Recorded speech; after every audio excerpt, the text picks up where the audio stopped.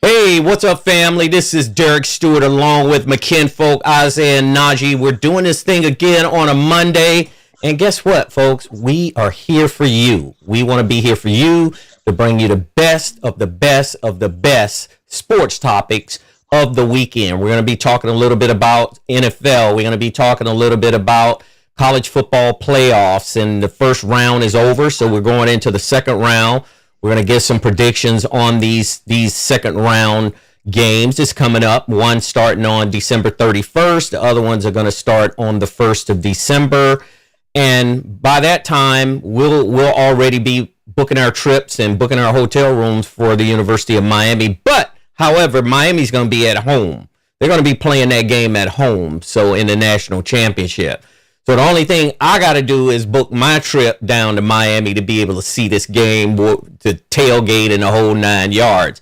It's a Monday morning, December 22nd, 2025. We're almost done with the year. The week is just getting started, but it'll be finished before we can blink. Hope everybody's got their holiday shopping done. If not, knock it out today and tomorrow. Hopefully everybody's safe, in good spirits, and the whole 9 yards, because Christmas is Christmas, so we're going to celebrate Christmas in a very, very merry way. I'm going to go ahead and bring in my kinfolk. Man, I just tell you what, I'm still working on trying to catch up a little bit to Isaiah, because Isaiah is just, he's in a class all by himself. So Isaiah, how was your weekend? How was everything at the end of the week last week? And tell us a little bit about what's going on with you. DC, we shared some good times over the weekend, man. We spoke and watched some games together, and it was beautiful. Yesterday, I went over to my handsome dad's house, and man, just to see his smile and to give him a hug and all that, man, you can't beat it. You just can't beat it. Me and my little brother went over there and cut his grass, fertilized his grass, washed his cars, and boy, he got it made. All he got to do is just live, watch this game. Just keep like live, huh? That's all, man. And other than that, got home, showered up, and I watched the Ravens get beaten. Oh, yeah, that's something that we got to bring up today. Najee's got a lot of explaining to do, and he hadn't been with us for the last several weeks, so we're going to get him on board to try to find out, because we know Lamar Jackson hurt his back, so he wasn't able to finish the game out, you know. Yeah, so they're done. I mean, they're done. They're 7-8, so I think they're done. I always got something to say about my old Dolphin. We made a quarterback change, and it didn't mean anything. We got blown out. So, yeah, man, it was a great week, man. And I watched my Canes take care of business, boy. I'm telling you, I was so proud of those guys, man. It's unbelievable how, you know, what a year can make. You know, last year we got kind of shafted. We got pushed out of it. But this year, we actually can control stuff now. We got to just keep winning, and wind up here in the national championship here at Hard Rock Stadium. DC, come on, fly down, man. Oh, I will. If they're in it, I'm going to be there. Yes. I can promise you that. I will be there. Yeah, man. And be square, or be square, should I say. Yeah, you're going to be a square if you don't be here. Yeah, exactly. Yeah, so that's pretty much how my weekend went, man. It threatened to rain and got a couple drizzles, but it didn't stop anything. So I'm looking forward to, you know, the Canes keep winning. They're going to jump on Ohio State, man. And Ohio State ain't nothing to be played with now.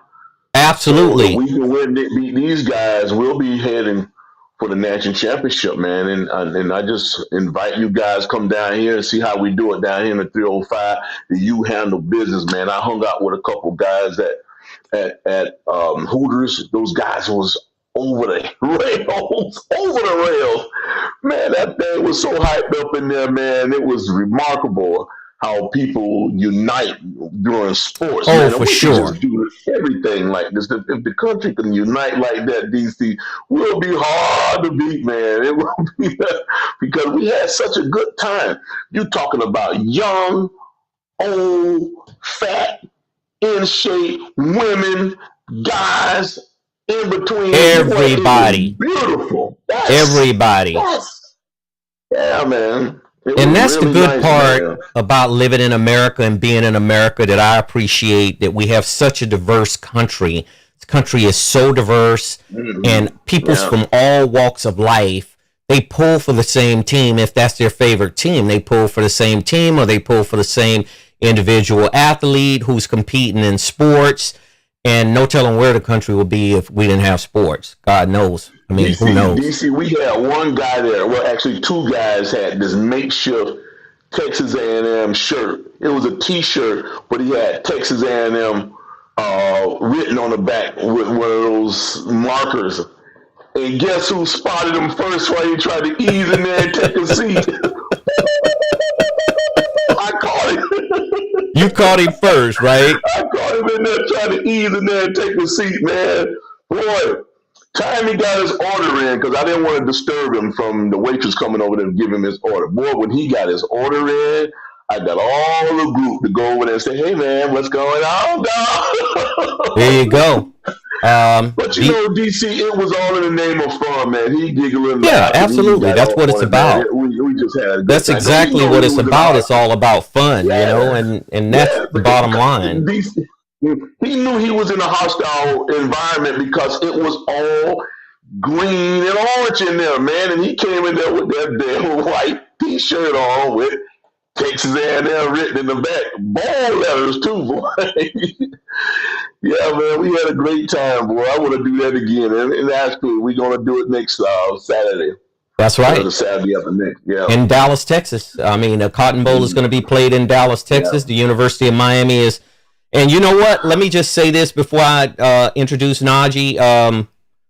A lot of people are counting the University of Miami out of this game. I wouldn't do that. Don't do that. Yeah. Well, don't do that. Don't do that. Because if you do that, you're not giving Miami any credit for getting into the playoff, winning that first game in the playoff. Yeah. Look, Ohio State is a very, very superior team to a lot of teams in college football. Yeah. But if any team matches up against them better, the U. And if the U could shut down both sides of that line in terms of the offensive line and defense, it's going to be one in the trenches. That's all I'm going to say. So let me move on to my, all the guy of my heart, Najee. He's been away for a couple of weeks, and we're so happy to have him back. The thing about Najee is that this show doesn't run without Najee as far as I'm concerned. And with that said, Najee is a very intricate part of this show. And when NBA season comes in, folks, y'all going to be in for a good treat because Najee's going to be able to break down all of those games. We're going to be talking about the latest and greatest in the NBA. And, you know, we're just so happy to have him. So welcome back, Najee. Tell us a little bit about your weekend and how you're doing so far. Oh, but especially this past weekend, it was impactful. We talking about you had this sorry fight with Jake Paul. You had, of course, you had the college game. UM did their thing. The Ravens, we took a L. Lamar Jackson is hurt again. He hurt his back. He was, mind you, we were demolishing them boys when he was playing. He got hurt. That's when everything fell apart. The Steelers won, so it looks like the Ravens is not going to make it this season, unfortunately, because, you know, our quarterback cannot be healthy this season. He's normally Iron Man his whole career, but now he's having a real bad season when it comes to his health. Bro, but guess what? The Dolphins ain't do no better. They tried to finally bench Tua, and they just beat the crap out of them. I was like, bro, since Joe Burrow did his thing, Chase Brown had 3 touchdowns by himself in the third quarter. Chase Brown had 3 touchdowns in the third quarter. That's enough now. Himself. That's enough now. That is crazy. You trying to shut him down, Isaiah? Then you got basketball. Basketball. We got some bad injuries going on right now with the Lakers. You have Austin Reeves. He has a left leg contusion. Luka, he just got hurt. Then you got Giannis. Giannis is out until January. You got Aaron Gordon for the Nuggets. He's out to January. Everybody, it's a very injury prone season right now for the NBA, man. It is, and for the NFL too, because some other players got hurt yesterday in the NFL. So we'll talk a little bit about that on into the show, because these injuries can impact organizations, they impact fan bases and everything. When these players are out, it's not the same. Some of these players, not all of them, but some of them. And with football, it's such a high contact sport that you can just collide with someone and, be injured, whether it's a broken finger, whatever it could be. It's just a very dangerous sport. And NBA is pretty much, catching up in terms of that because there's not a lot of contact in the NBA like in the NFL, but still these two sports can be risky and dangerous with all of that. We welcome all our viewers in, by the way. We're so happy. They don't, because the NBA plays more. They play way more games, and then of course they're running more. Football, you got a lot of times when you able to just chill out. You got time. You got not only got timeouts. You got instant replays. You got challenging plays. They got a lot of times when they can kind of just mellow out and get their breather. You take a breather in basketball. People get easy layups. They get open threes. That's right. Continuously moving. They continuously move and doing when they do fall or they get hit or whatever. They don't have all that extra padding and stuff to avoid type of injuries. So if they fall on the court, they're getting all bit of that. Absolutely. So we'd like to welcome our viewers. For the people who join us, we really appreciate you joining us because you're joining our family and we consider you family. So make sure you hit that subscribe button and hit that like button and visit us at all of our social media platforms. We're growing. We're going to continue to grow. We're going to be here for the duration. We're not going anywhere, and we're going to grow even bigger as we come along because the topics are only going to get better. So my weekend went great. I had a very good weekend. I was able to get a lot of things done this weekend. And you know what? I've changed my diet. I went to the doctor last week and was told that my situation could be dire with my blood pressure. It was 172/96. Some crazy number. And those numbers are really scary for blood pressure because blood pressure, it's a silent killer. I mean, you walk around, you think everything is okay, and bam, you drop dead. That's kind of how it works in a lot of cases. So I've changed my diet completely. I got a program that AI, Chat GPT. I use Chat GPT every day. It's like my back pocket. That's in my back pocket. What to eat today? What should I do today? Those type of things. If you put in all that detailed information, it's like you talking to an expert in person. So other than that, everything went well for me. And some of the topics, let's get into some of the topics we're going to talk about today, because we're going to have part one of our show and then part two. Part one, we're going to be discussing this Friday night fight between Anthony Joshua and Jake Paul. It was a sight for sore eyes, if that's the best terminology that I can put it. I didn't see the fight. Isaiah saw the fight and Najee saw the fight, so they'll be able to get more in depth on it when it comes to that. So we'll talk about that. We're going to talk a little bit about the CFP projections, or should I say predictions, for this next week, not this week, but the next week, which starts on December 31st, which Miami's going to be playing Ohio State. And we're going to talk a little bit about NFL, and we're going to, we'll close the show and we'll have a Q&A at the end of the show. If you want to ask us any questions, please feel free to do so. We'll have a summary of what we talked about earlier. So in the meantime, I want to ask my two kin folks, and I'm going to ask them one simple question. Where is this freaking party? Without saying, right here. And I got to add in the U. I got to add in the University of Miami. The University of Miami, baby. Yes. They're going to be coming hard. They're going to be rolling hard in the paint. I'm super proud. And I'm going to tell Ohio State this. Don't underestimate them. Don't tell them nothing. Yeah, I'm not going to tell them very much. I'm not going to give them much of anything. Don't tell them nothing. Just like those guys over Texas Aggies said they were going to make sure Bane don't get in their backfield. Bane was causing all kind of havoc. When they weren't holding Bane and Mesidor, they were in the backfield. Because I watched that game closely, and I saw quite a few holes on the Texas A&M side. Yes. Yeah. Because when you got edge rushers like these two guys, and they got the techniques that they use and the strength and the agility that they use, it's hard to block them, unless you grab them, hold them, lock them, and let them go. But it's still a hold. The line judge should see that, but they didn't see it, but we still won the game. They seen it, but they ignored it, DC. They seen it, man. If we seen it, they seen it. Exactly. They ignored it. And one extra topic that we're going to talk about is some of the coaches update, some of the coaching updates in college football, and where these coaches could, end up. But some of them have already been hired. Some of them haven't. Still have a few openings out there.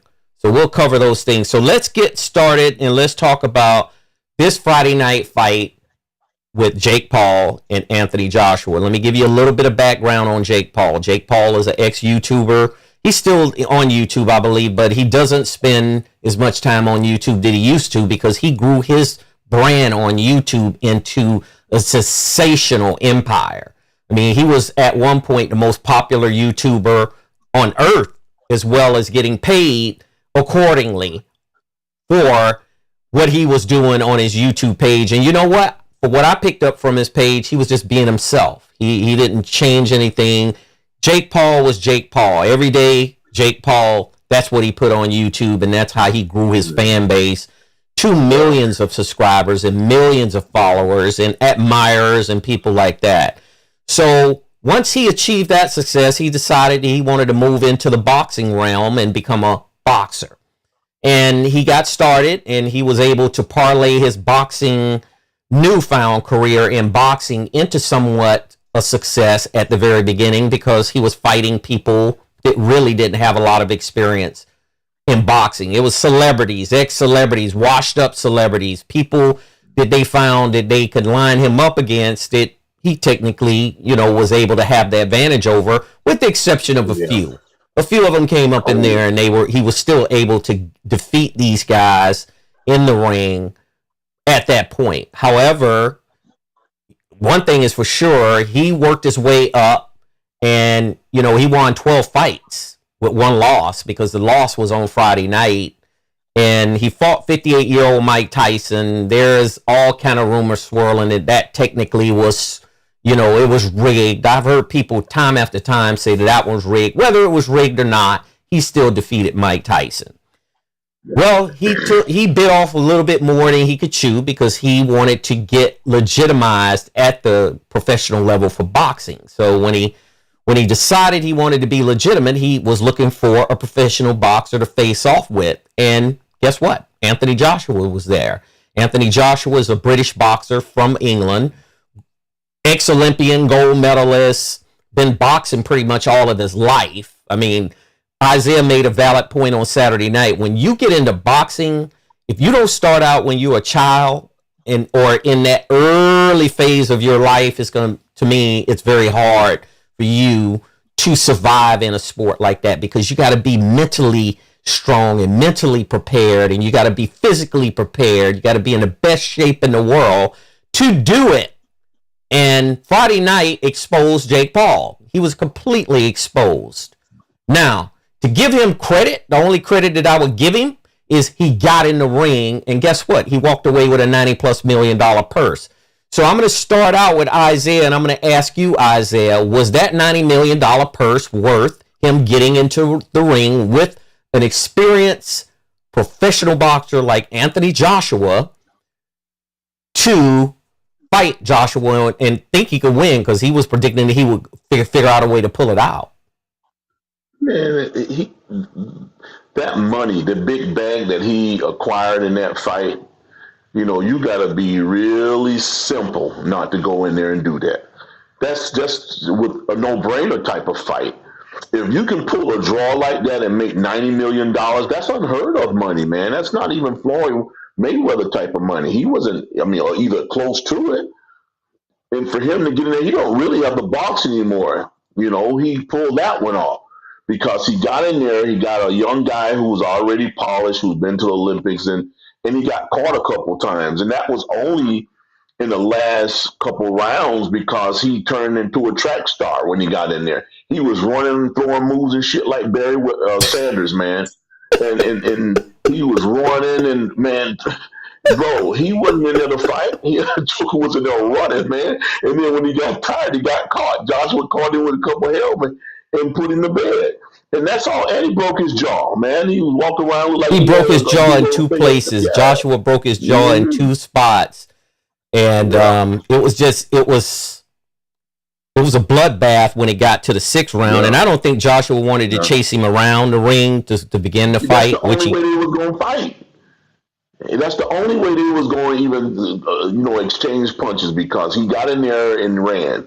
And that's all he wanted to do was just survive the thing. See, he did it on Mike Tyson because Tyson don't have that type of movement as a 58-year-old man. But Joshua is youthful. He was in great shape, man. Unbelievable shape. And he was able to just chase him around till he got tired, and he started to exchange some blows on him. And once he caught him a couple good times and his legs was gone, he took him out. So yeah, he knew what he was doing. And he don't have to fight anymore if he don't want to, man. Well, it's a matter of whether he can put together another fight, in my opinion, because I don't think people are gonna pay to see him no more. Now, I might be wrong. Now, Najee, you tell me, am I wrong? Are people gonna pay to see Jake Paul fight again? Because the only way I think he could get the attention again is he's gonna have to go to cruiserweight, and he's gonna have to fight top fighters in the cruiserweight division. What do you think about that, Najee? Well, when you talk about people that actually enjoy the sport of boxing and people that just went there because of the hype, then no, I feel you on that. But when you talk about, you got people that's been a loyal subscriber to him for about a decade, yeah, they're gonna still go, only because they're gonna show that he lasted quite a few rounds with him, even though if he would have fought him straight up like how he did the last 2 rounds, it wouldn't have gone past the 2nd round. It wouldn't have. Nope. Because he ran the first 4. So he ran the first 4. When the referee got tired of it, he was like, bro, stop. These guys did not come to this fight to see you not fight. We're not going to do that. You could actually hear him say that.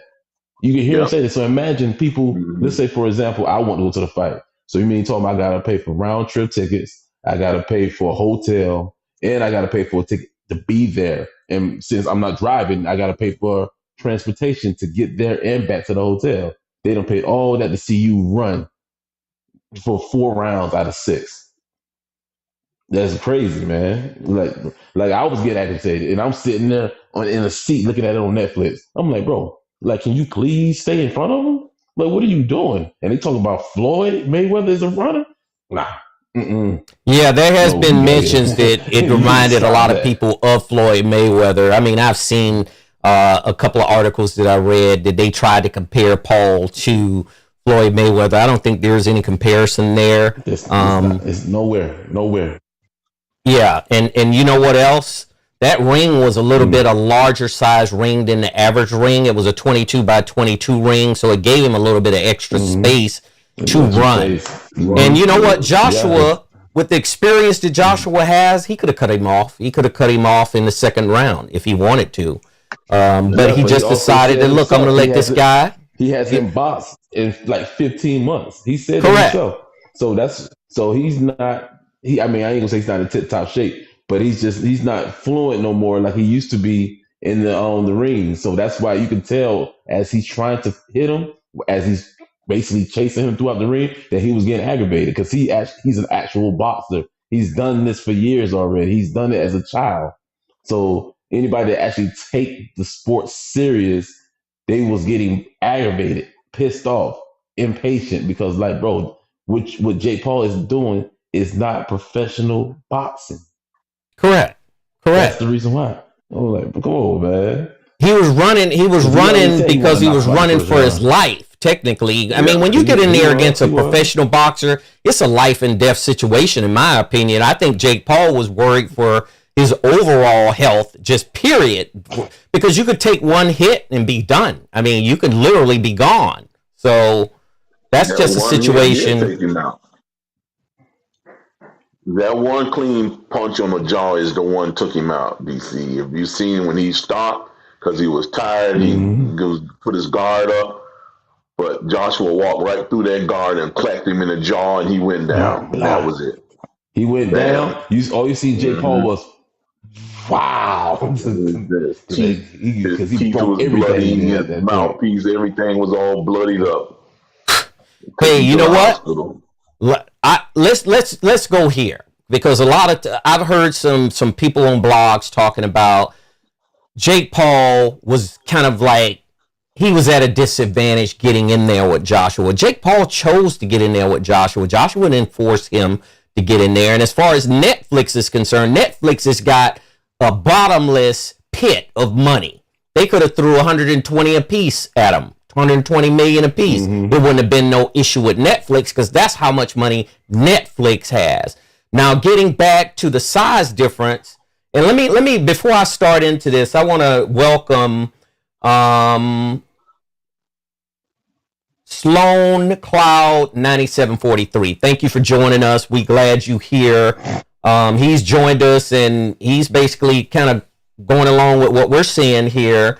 He says that, yo, bro, that's facts. In a real match, his career should have been over by Mike Tyson's hand. They just wanted money. Understandable, but Jake Paul's head was too big after that, and now look what happened. Laugh out loud. And you know, he says you can't compare the if I would say that.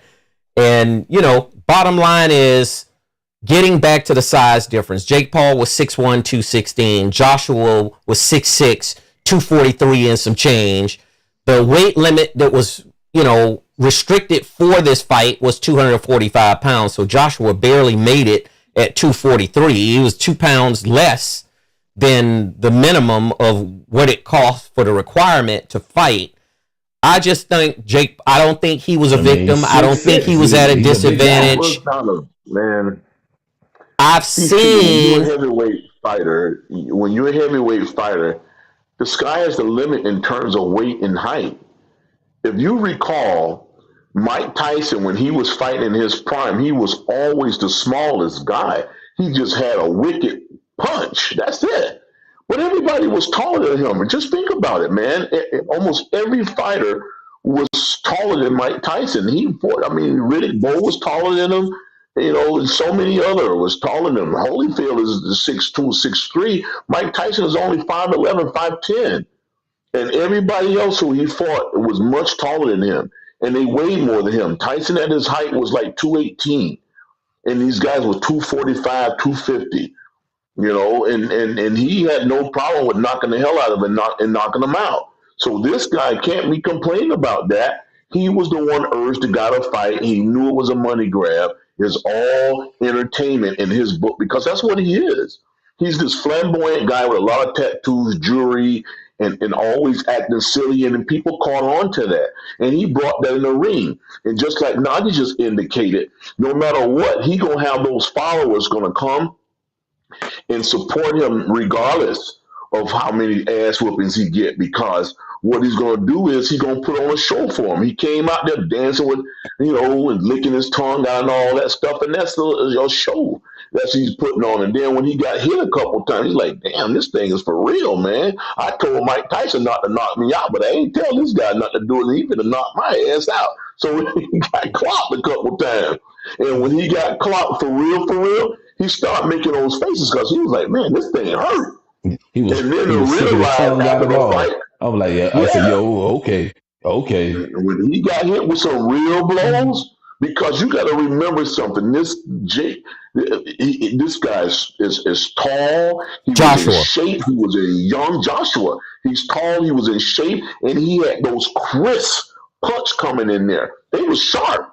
So you connect with those punches like that there, you feel a real sting. It ain't like what Mike Tyson bringing some of these antique blows could barely make it to you. And then he came in there with liniment on him and knees wrapped, and you could smell compression socks. Yeah. This is a whole different ball game, man. Yeah. Yep. So then winds up in the hospital getting his jaw checked, man. Well, they probably had to wire his jaw shut. He won't be able to eat nothing probably for a while, and he'll have to suck everything through a straw. But it was worth it for the $90 million. Wouldn't you agree with that, Najee? That $90 million was worth that ass whooping he took. Yeah. Oh yeah, Mm-hmm. yeah. If I could avoid permanent damage, I would avoid them too. What you mean? Yeah. You mean after that, I ain't gonna do nothing else, bro. Nothing. Yeah. But No. but the thing is, of course, Tyson was 58. This guy's 36. So when I Yeah. seen his record, I said he's 32, 32 times. I said okay, cool. But when I Yeah. seen he had 20, 25 knockouts and he Yeah. had 28 And wins, I Olympian. said wait. Yeah. 25 of his 28 wins was Yeah. knockouts. I said, oh, he's gonna knock Knockout. Jake Paul out, bro. I don't care what you say. Yeah. I don't care what you say. Because the ratio to right there is already tell you in his favor that he And can these was freaking fighters. These throw it, was man. real fighters that he was knocking Like it's out. It true. Like wasn't guys he's a who just heavy come off hitter. YouTube. He's a Yeah. heavy hitter, then, bro. He Yeah. looks to knock you Yeah. out early, then. That's what it sounds like. Mhm. Yeah. That's true. And Jake Paul knew what he was getting into, DC. He usually when you boxing like that, any kind of trainer gonna show you film, you're gonna practice, you're gonna rehearse the fact that this is guy movement. You're gonna watch all clippings of him throughout his career. And he knew that guy was a heavy hitter puncher, and that's why he started running the moment that bell rung. First bell rung, he took off running, man. Yeah, he act But like then he was he in a did. But 440 he also relay, knew that bro. he hasn't. But he also knew that he hasn't boxed in almost a year and a half. So he thought it was in his favor. That's really Yeah. thought too. Nah, he didn't think that shit. He knew he was gonna get a He had whooping. to. He He, had to. he, he knew he But was gonna just get think a about what I whooping, man. said. Oh, Just the possibility of getting knocked out by somebody that's half a foot taller than you, and that's all he looked for. He don't look to beat you in points like Floyd Mayweather does. He looks to knock you out and get it out the way. He already told yeah, the media before the freaking fight that he said he's looking to knock him out the first round. yeah, He's looking at yeah. He would have called me. imagine He probably not would have being knocked not him out in imagine the not first run if he fighting had. for a year and a half and talking about knocking somebody out the first round. No matter if he is an experienced fighter or not, that means you looking to get him out of there immediately. That used to be common though, Nadi. A lot of these fighters throughout our lives when me and DC was coming up, those fighters used to fight one time a year, yeah, they were and fighting they'll once a take year. You off. wouldn't Yeah, see they're two fighting fights once a a year year. unless it was Yeah. something, a It was little a bit. rematch or something. If Yeah, you it was had a a fight and rematch. they They it try was to a get it in rematch, scheduled in, yeah, but yeah, you didn't. These boxers usually fight one fight. I'm talking about the bigger boxers in terms of their hmm popularity and yeah, their wealth, because they don't feel like they have to go back in that ring financially. If they're secure financially, I don't have to go back in that ring until next year. I can do whatever I need Yeah, to do and but then if you go look from at there. if you see his list of fights, he's never took that long to fight another fight. Because I actually sit there because I didn't know really nothing of him. So I said before the fight, let me look through it and see what's about him. So I looked at every fight he had. Mind you, he didn't lose his first fight. I think it's like his seventh, it was around 15, 16 fight. And then he started to lose a couple of he lost a back to back one time. He lost 4 fights, but he only lost to 3 people because he lost back to back to somebody. But when you talk about each fight, it never took him a year and a half to fight. So it was out of his ordinary, his original thing. And of course, he's 36. So mind you, that used to be like a retirement age for anybody in sports, boxing to basketball to football. Right, right. So here's the thing. Let's just get into some of the stats of how many punches were thrown and landed. Right here, it looks like total punches landed and thrown. First round, 20% by Paul, 18.2% by Joshua. Second round, 16.7% Paul, 15.4% Joshua. Third round was Paul. It says here 60%, 3 out of 5, 28% by Joshua. And then the fourth round, 38% by Paul. And he was doing all this while he was running. He was just throwing, trying to throw a haymaker, trying to throw the right kind of haymaker. And he did that a couple times, DC. He would throw a couple punches and take off running. Yeah, he was trying to get that right haymaker in there where he could land it on Joshua's jaw and knock him out. Because I've seen Joshua knocked out, and we'll talk a little bit about that before we wrap up on this topic. It looks like by the fourth round, 38.5 to 21.1. And then the fifth round, it all changed. Looks like in the fifth round, Jake Paul threw 31.3 and Joshua threw 44.4. And then in the sixth round, Jake Paul threw 0% of punches and Joshua threw 55% of punches. So that speaks volumes, and that sums up the whole thing. That sums up the whole fight.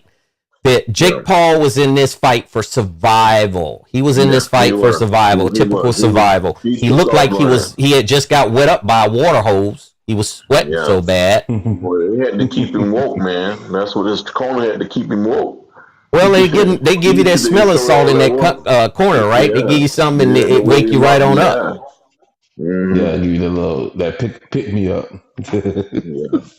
So when it's all said and done, this fight will kind of be a part of history because Netflix made a ton of money. Netflix is going to make double that money that they paid these two fighters. So Netflix is not going to be hurting at all. They'll probably be jockeying for the next fight with Jake Paul against another pro. Yeah. He's pulling a draw like that, DC. I don't see nobody else pulling a draw like that. Well, I said on Saturday night, I think his career is over for going back and fighting exhibition fights against people that's not going to do anything to fight back. Now, he's going to have to get into the cruiserweight division, which he's right in that range. And it looks like the top champion right now is a Russian guy named Dmitry Bivol. Or Bivol. I always pronounce that wrong a couple of times, Bivol. And they say Bivol's a solid fighter, man. And if he get in there with someone like that, he may end up getting knocked out in the first round because they ain't going to play games with him like Anthony Joshua did, you know. But remember, he was supposed to fight Gervonta Davis last month. So he had to try to probably pick something up to be able to still get his money. Now, Gervonta Davis is only 5'5", 140 pounds. Versus he just had to fight a guy that was 6'6", 240. That's a complete different thing, bro. Complete different thing. Yeah. And he knew probably Gervonta Davis. Now, mind you, Gervonta Davis can hit hard. But he would like his odds with him to get hit by a person that's 140 pounds versus 240. That would have been a mismatch. It would have kind of been what he was going up against with Joshua, right? Yeah, it was worse than that, DC. You're talking about a guy 200 plus. Fighting 140 pound guy, he's right? That's versus 100. That's 140. That's 80 pounds, man. Well, that's welterweight fighting. Is at 145. So it's a welterweight and a heavyweight fighting. So I have a question for you guys, and either one of you can answer it. Do you think Jake Paul can defeat Deontay Wilder? No. He ain't gonna fight. He his DC. He's not gonna be anybody who know how to fight. He's not gonna be any professional fighter. He's not. That's not his thing, man. Remember, he's a clear entertainer. Only thing he want to do is just come in there and steal your damn money, because that guy could not fight. That's what he's doing. Well, he did a good job on Friday with Netflix paying him like they did with all of those people that tuned in to that fight. It was interesting, to say the least. In DC, he tapped in the psyche of crazy people who just like entertainment. That's all it is. These people just like entertainment, and they just like the attention of a guy who's doing this flamboyant stuff. That's all they're doing. Because if they just think about something, if this was a real fight, it won't even be filled. That thing was packed, man. Oh, it was sold out to the hill. Yeah. Yeah. And that was because of his name recognition, and then the fighter Anthony Joshua, who's a really good fighter, and he's an Olympian and he's a champion. That's why that draw was like that. I mean, if he can continue to pull guys like that, he's going to get people to come see him, because they're coming to see two people. I mean, if he goes fighting some washed up guy, that was going to dry up. You can't keep beating up guys like Mike Tyson and Holyfield and all these old washed up blue tags. You can't keep beating on these antique guys, man, who done been, good 30, 40 years ago. That's right. Just think about that. Tyson is almost 60 years old. You go in there and jump on Tyson, man. That was almost immoral for this guy to come in there staggering in there. And then Tyson couldn't even get in the damn ring without stumbling, man. When he got ready to get in the ring, he twisted his ankle. Oh, man. But the thing is, he's talking about Wilder like he didn't have to fight Joshua. I'm not taking anything away from Joshua, but Joshua's record's not touching Wilder's, man. Like Wilder had 49 fights, right? Right. 44 of them are wins. 43 of those 44 wins are knockouts. See? Now let him go in there with he this only guy. had 4 losses. Let him go in there with Wilder. 2 of them came from the same person. And he has 1 draw.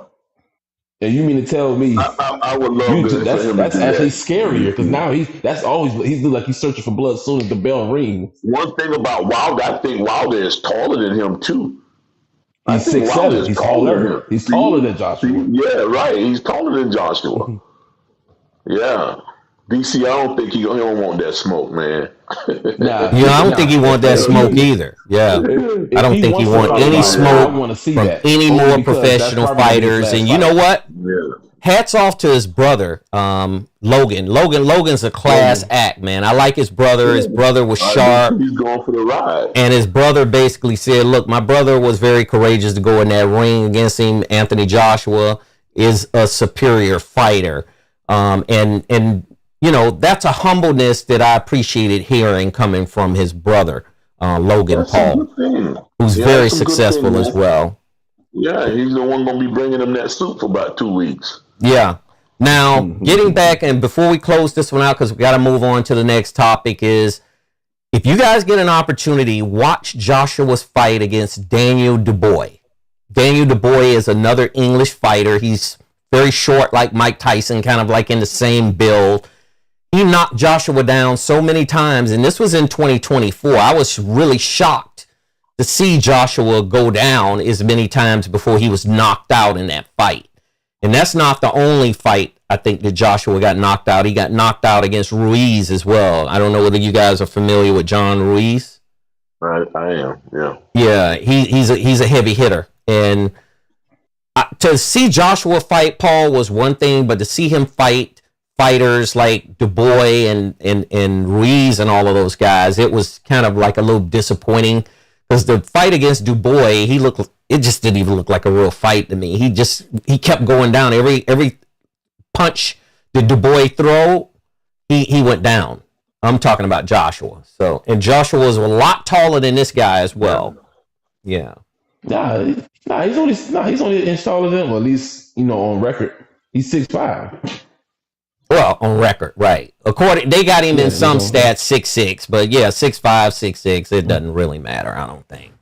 He was still taller than Jake Paul at 6'1". Oh, well, yeah.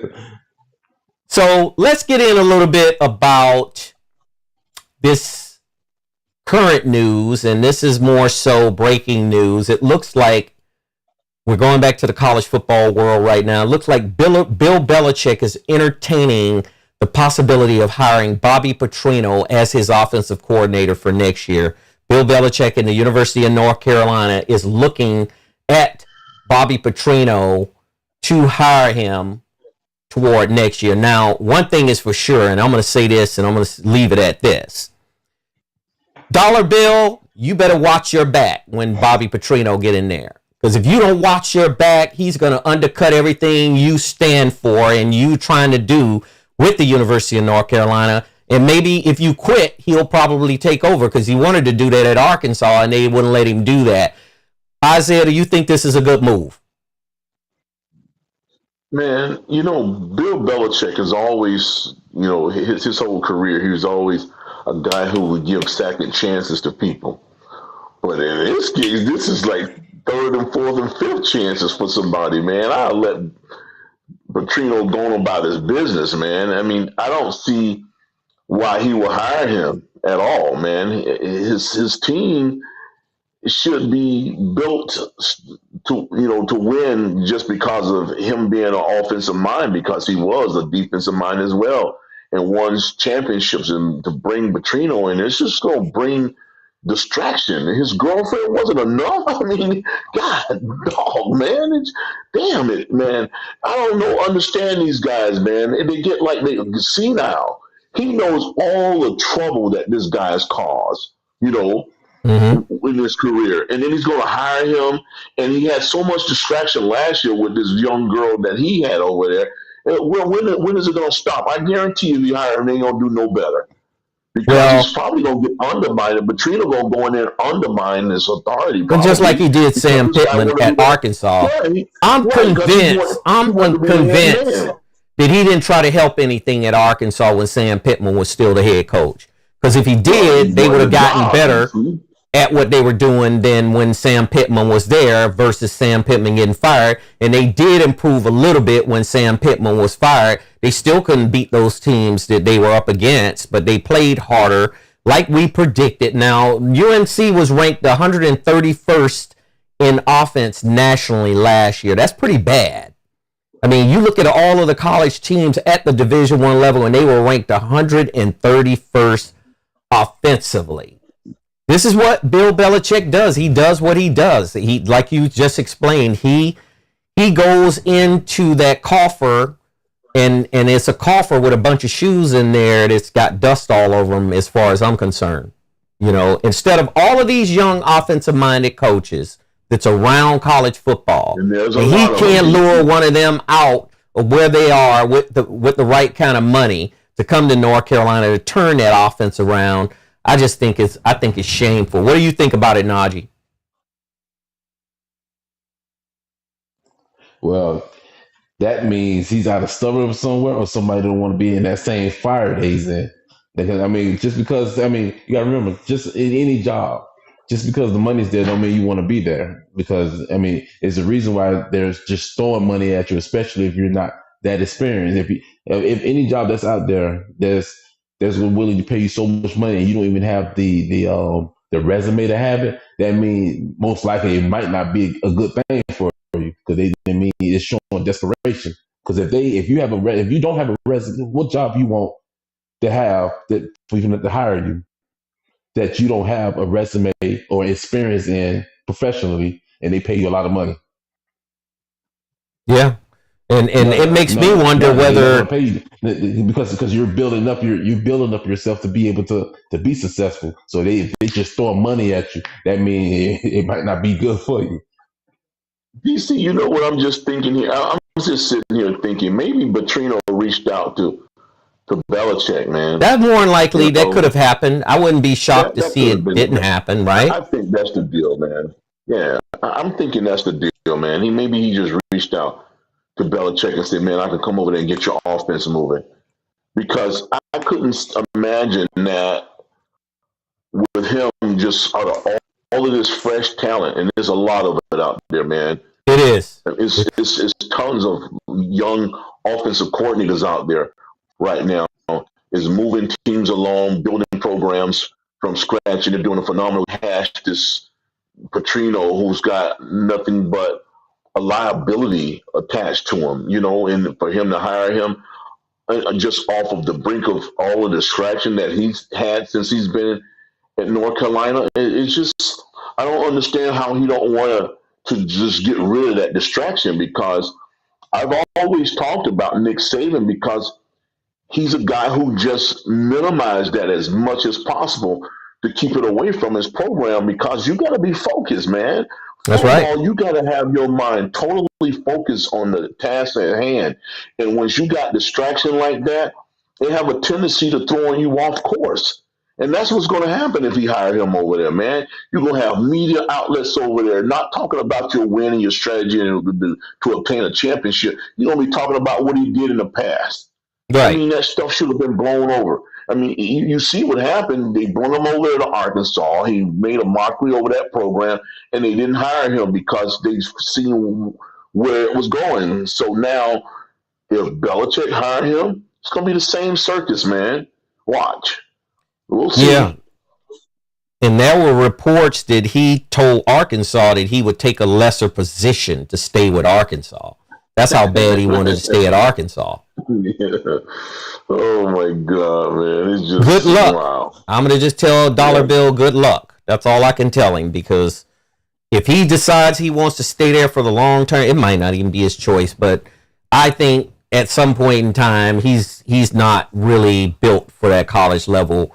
The type of work that he would have to put in that we've talked about already, he don't want to put in that kind of work. I don't see it. Having to manage that transfer portal and having to recruit these high school kids, and I don't see it. I don't see it. It's a total different role. It's a total different role for being in the NFL, because you're dealing with men in the NFL. You don't have to deal with too many of the personal problems as an NFL coach.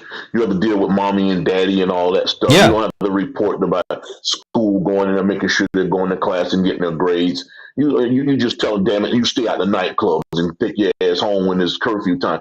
That's it.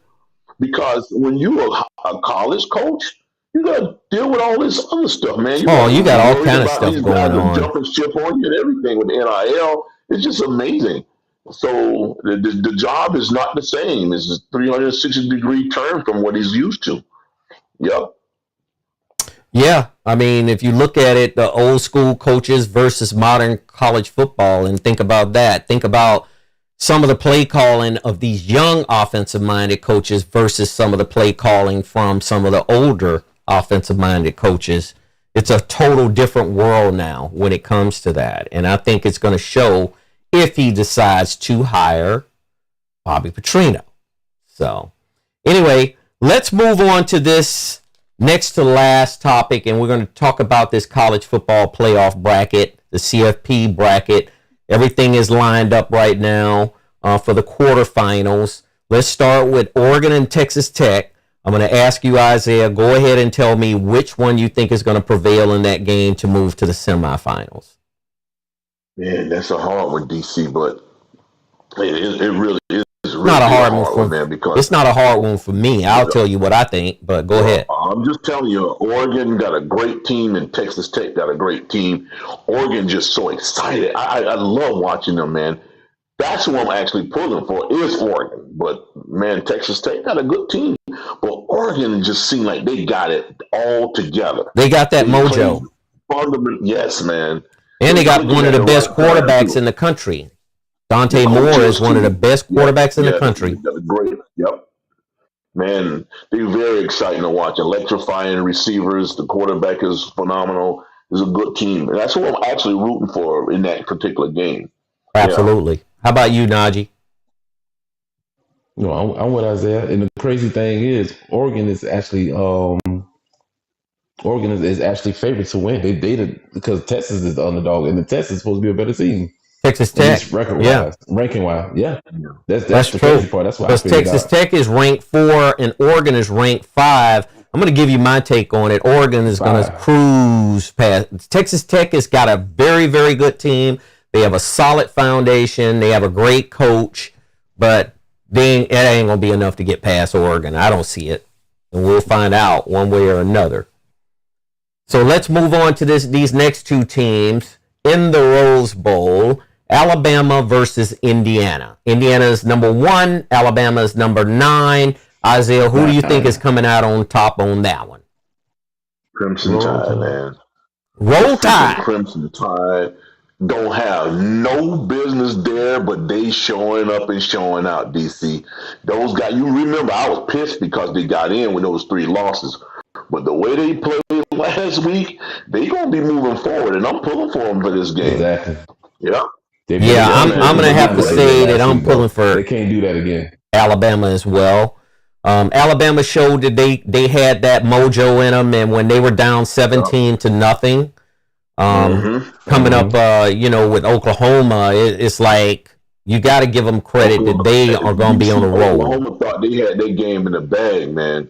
They thought they had that game in the bag, bro, and they was in their territory. You had Barry Switzer and all. First half they did. They did have it in the bag in the first half. Yeah. Yeah, the first half, that's not the win. That's not the outcome. So the first half don't mean a damn thing. Absolutely. And that was proven. Absolutely. Was proven. Yep. So I'm going to go ahead and make that bold prediction. Alabama is going to get past Indiana. Kirk Cignetti, Coach of the Year. for college football this year. Fernando Mendoza, he's a Heisman Trophy candidate. I don't think those two are going to be enough to get them past Alabama. So how about the Roll Tide? Yeah. So let's move on to this next one. Ole Miss against Georgia. Georgia going to get the handle. Georgia is considered the underdog in this right now. Georgia. For Georgia also. Yeah, Georgia, I think, is going to dominate that game because Kirby Smart, he's just, to me, he's just a different type of coach. The man be coaching his butt off. He knows how to motivate those kids. He knows how to get those kids fired up for when they're in the right position to get where they need to go.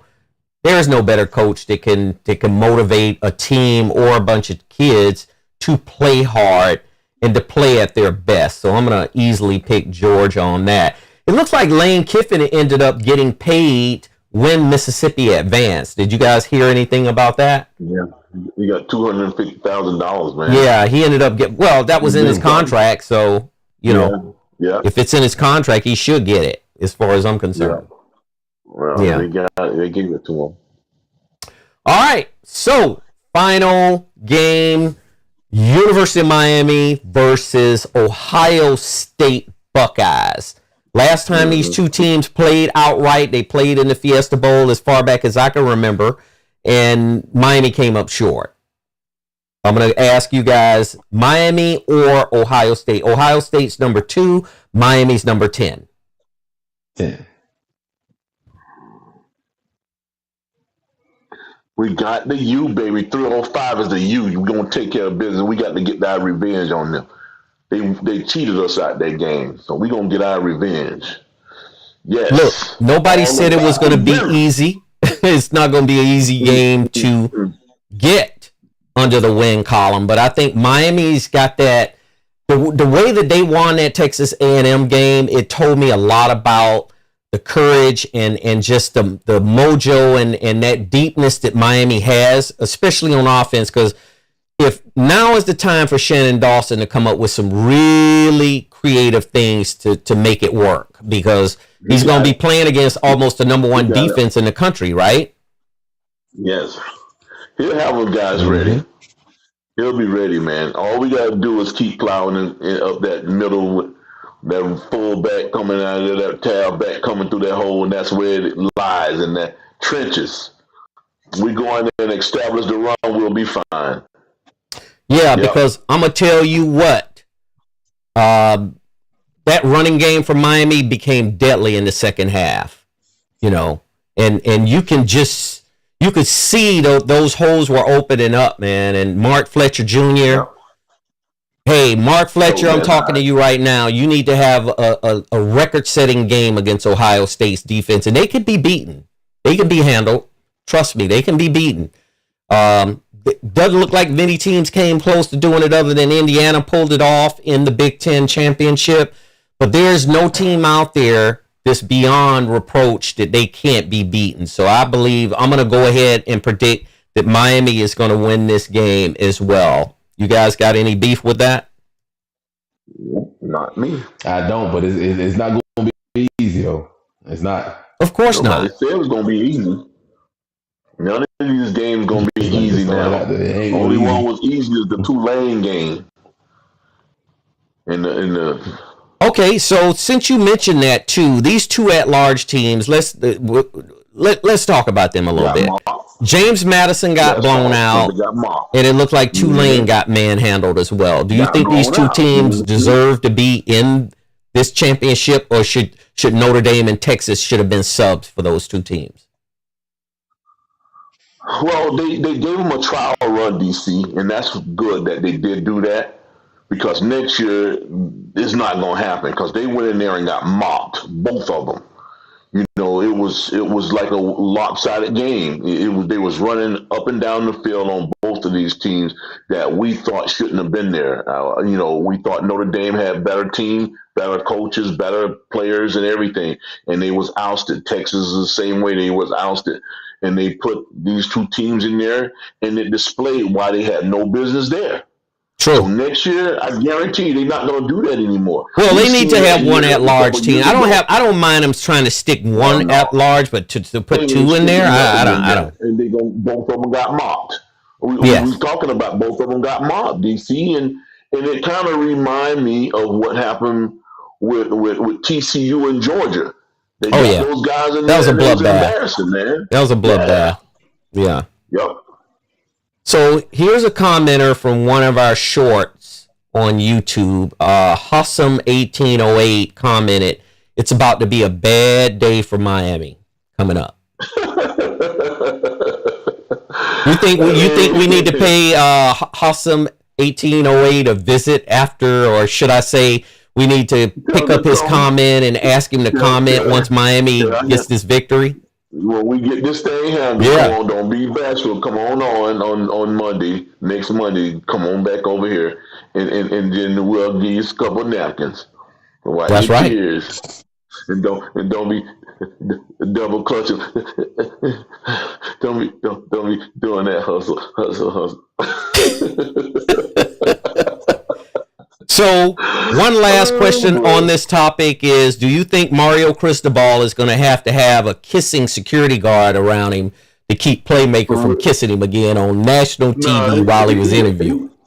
You already straightened Playmaker for that, man, because let me tell you something. If Playmaker had watched this video, because it's been playing time and time again, when somebody wipe your kiss off, dog, that ain't cool.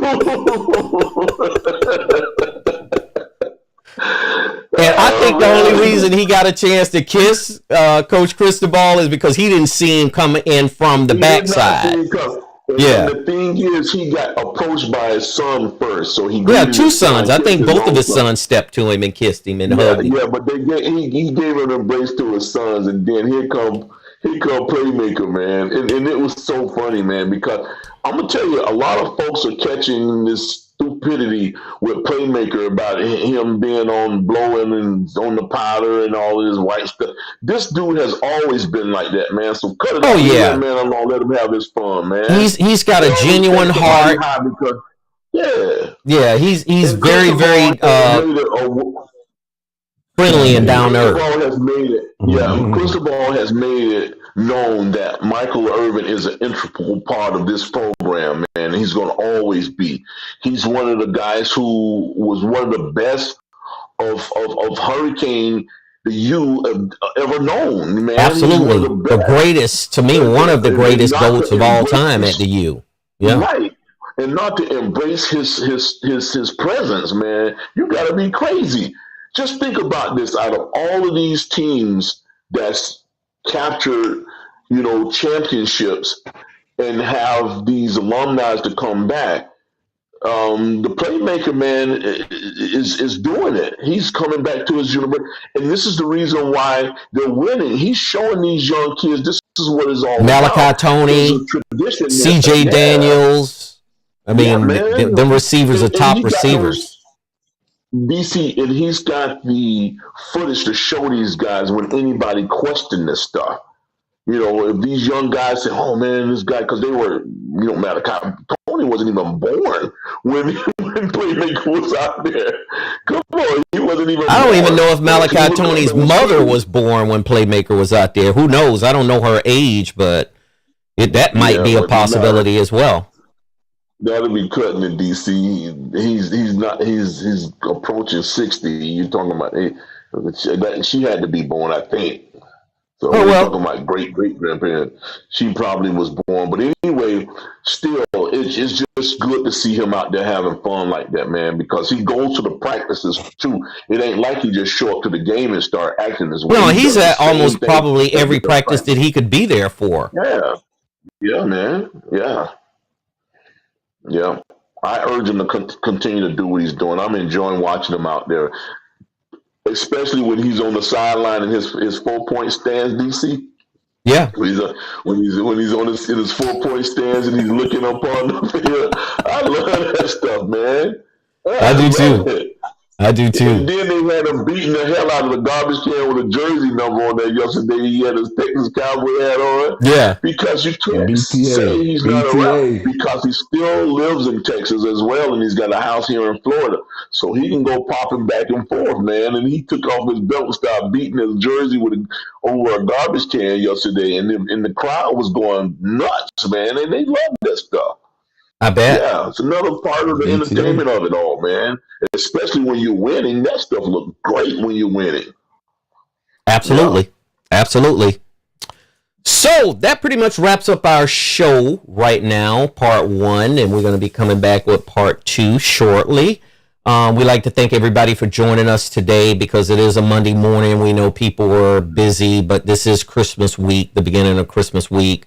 We enjoyed everything with with our family that came along and they commented with us. And, like I say, you are always going to be welcome over here, fam, because we want you here, because we're going to be bringing the best of topics, and we're not going to stop. We're going to keep coming with it. So we'll close it out, and go ahead and Isaiah and tell us a little bit about closeout.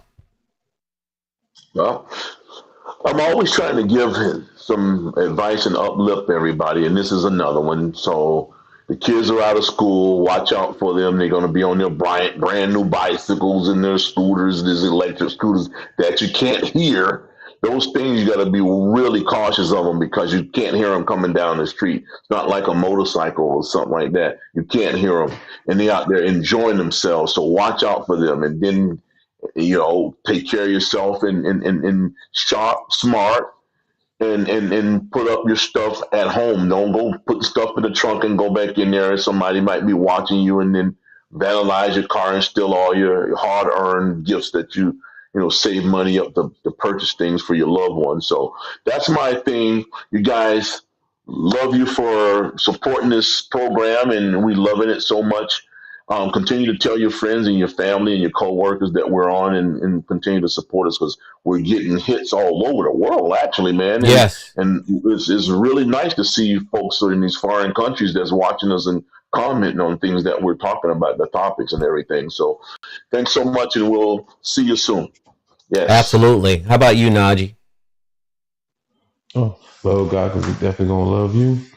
Just like I've always said, especially now you got the holidays, you got people that's because me and my family, we just had a death in the family. So sorry to hear about that. Try to keep your family close to you.